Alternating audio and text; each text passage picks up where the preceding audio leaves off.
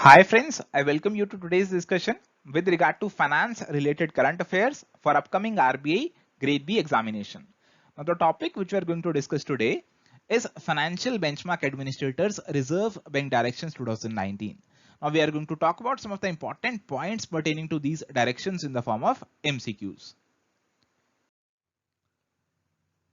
So friends, this is the background. This is the screenshot from the directions which were issued recently by RBI.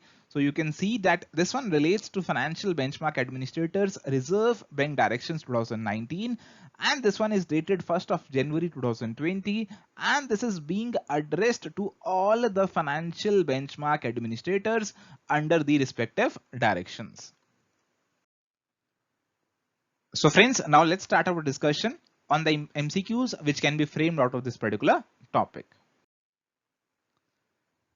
First question, dash are standard rates primarily used for pricing, valuation and settlement purposes in financial markets and contracts.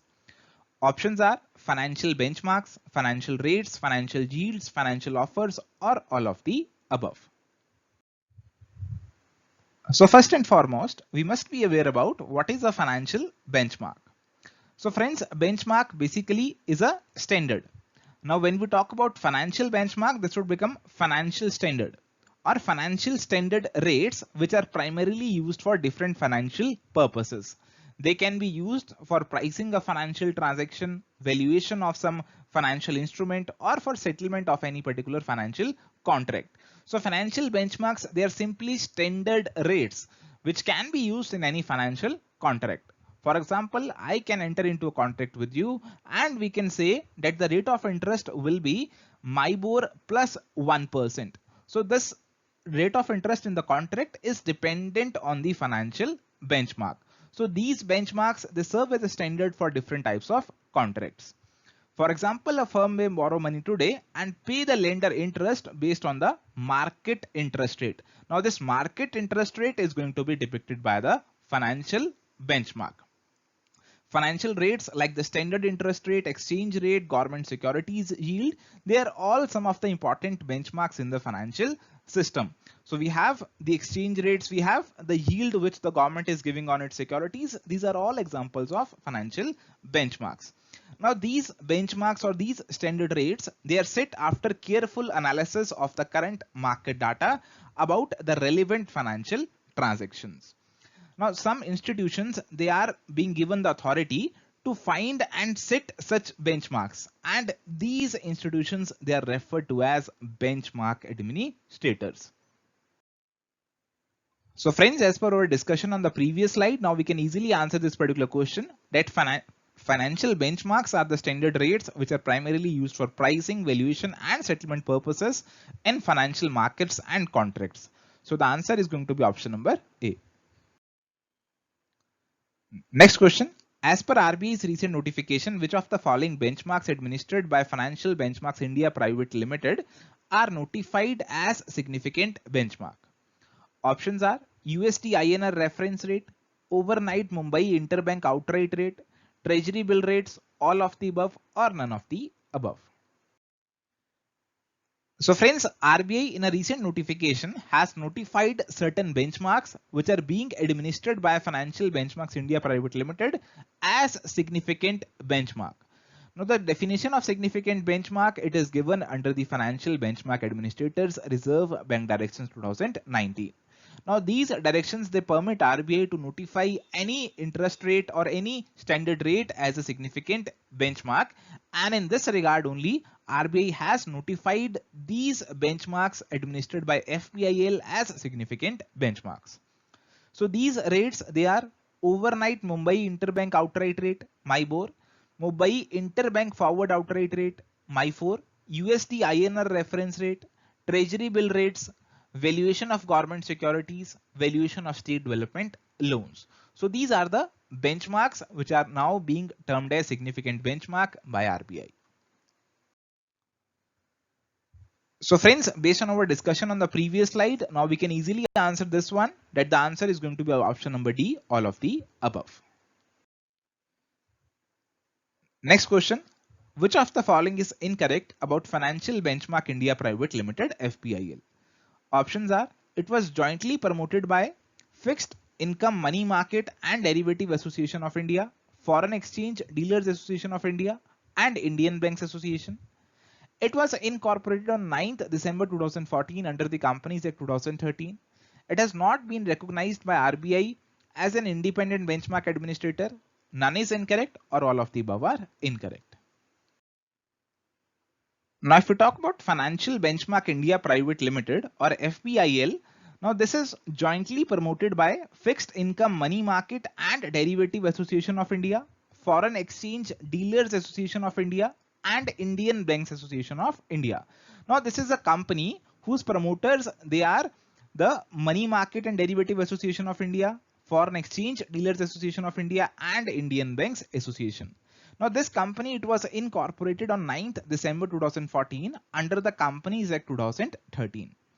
It was recognized by RBI as an independent benchmark administrator on 2nd July 2015. So it is an independent benchmark administrator, and now more benchmarks which are being administered by it are going to be significant benchmarks. Now, if you talk about the main objectives of this company, so the main objective is basically to act as administrator of the Indian interest rate and foreign exchange benchmarks, and to introduce and implement policies to manage these benchmarks. So basically it has to administer the Indian interest rates and foreign exchange benchmarks, and for this regard it is going to make policies, it is going to implement them, it is going to introduce procedures, it is going to follow certain steps. Also, it is going to review each benchmark on a regular basis, keeping in view the economic realities, and it is also going to take up or consider such other benchmarks which may be required from time to time by periodically assessing the emerging needs of the end users. So friends, based on our discussion on the previous slide, now we can easily answer this question that option number C is incorrect, because Financial Benchmark India Private Limited has been recognized by RBI as an independent benchmark administrator. Now moving on to the next question. Financial Benchmarks Administrators Reserve Bank Directions came into force with effect from. Options are June 26, 2020, 2019, 2018, 2017, or none of the above. So now let's talk about Financial Benchmark Administrators Reserve Bank Directions 2019. So friends, Reserve Bank, having considered it necessary in public interest and in order to regulate the financial system of the country, it has the powers under Section 45W of RBI Act, read with Section 45U. Now, with this purpose and with the respective powers under the RBI Act, it has come up with these directions, which are Financial Benchmark Administrators Reserve Bank Directions 2019, and they have come into force with effect from 26th June 2019. So they have already come into force. Now this becomes an important date which we should remember. So friends, based on our discussion on the previous slide, now we can easily answer that Financial Benchmark Administrators Reserve Bank Directions, they came into force with effect from 26th June 2019. So clearly the answer to this question is going to be option number B. Next question. For the purpose of grant of authorization from RBI as Financial Benchmark Administrator, the administrator shall, options are, be a company incorporated in India, be a company incorporated in India or outside India, maintain a minimum net worth of rupees 1 crore at all times, both A and C, or both B and C. So now let's talk about Financial Benchmark Administrator. Now Financial Benchmark Administrator, or FBA, is a person who controls creation, operation, and administration of significant financial benchmark. Now, whenever any benchmark is being notified as significant by RBI, the administrator of that benchmark has to apply to RBI for grant of authorization as Financial Benchmark Administrator. Now, before granting authorization, RBI is going to check whether this administrator fulfills the required eligibility criteria. Now, there are two important points with regard to the eligibility criteria. One is that the Financial Benchmark Administrator shall be a company which is incorporated in India. That is, it should be an Indian company. And also, the financial benchmark administrator shall maintain a minimum net worth of rupees 1 crore at all times. So we are giving this entity the task of administration of the significant benchmark. So it should be financially sound. It should have minimum net worth of rupees 1 crore at all times.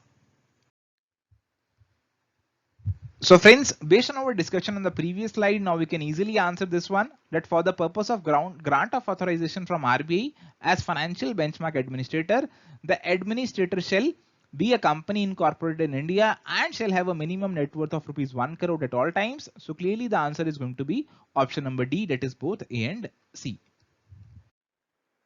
Thank you guys. I wish you all the best and happy learning from the entire team.